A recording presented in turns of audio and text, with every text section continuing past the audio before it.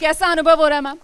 बहुत अच्छा। और जैसा कि आपने बोला है, तो जब पति इतना काम करेंगे, इतना बिजी रहेंगे, तो पत्नी होने के नाते नैतिक कर्तव्य बनता है कि हम भी, मैं आदरणीय बहन जी के लिए कुछ करें।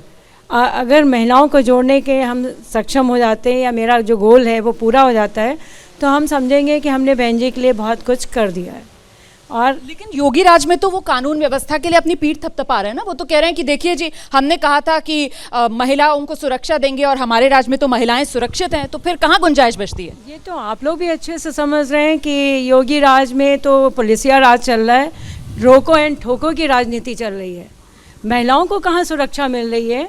बहन जी ने ज़रूर महिलाओं के लिए किया था, उनके लिए स्पेशल थाने बनाए थे, उनके लिए उनके खास इंस्ट्रक्शन थे कि अगर कोई भी महिला अगर पीड़ित है, परेशान है, तो उनकी सुनवाई पहले की जाए। आपको पता होना चाहिए कि इतनी सरकारें आई हो गई और महिलाओं के लिए महिला आयोग का गठन बहन जी ने किया है।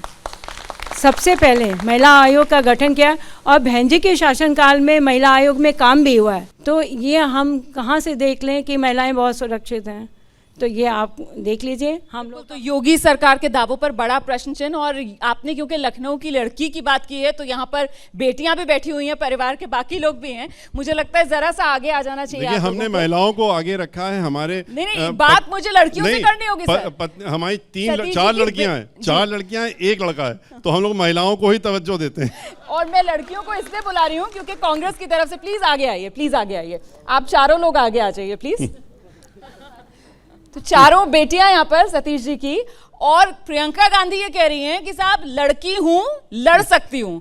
आप लोग क्या कहेंगे? नहीं भाई, देखिए, लड़की हैं, लड़ सकते हैं, ये आज हमें नहीं कोई बताने आ रहा है, ये हमें आज किसी को सुन करके नहीं याद आता है।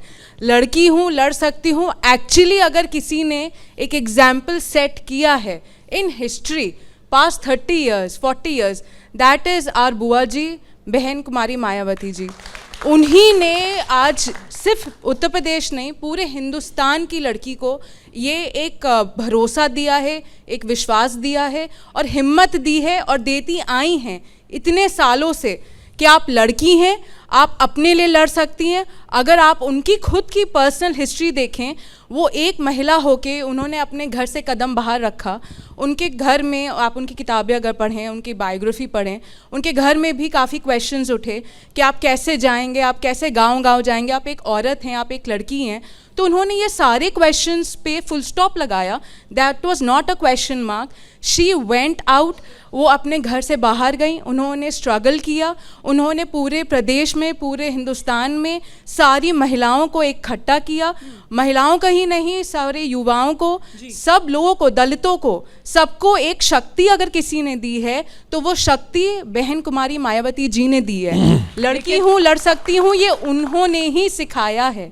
लेकिन आज ये लड़की हूँ, लड़ सकती हूँ जो दोहराया जा रहा है, और साथ ही साथ लड़कियों को सुविधाएं देने की बात भी की जा रही है कि साहब स्कूटी देंगे, मोबाइल देंगे, तो फिर हमें ये सब नहीं चाहिए। एक्चुअली लड़की हैं तो हमें सिर्फ स्कूटी और मोबाइल नहीं चाहिए, हमें ऐसे लुभावने आप कोई गिफ्ट नहीं दीजिए।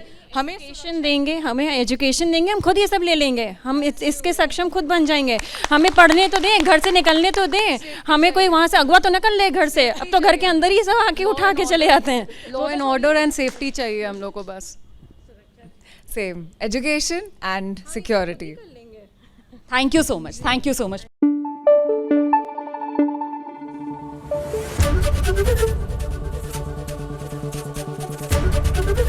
एबीपी न्यूज आपको रखे आगे।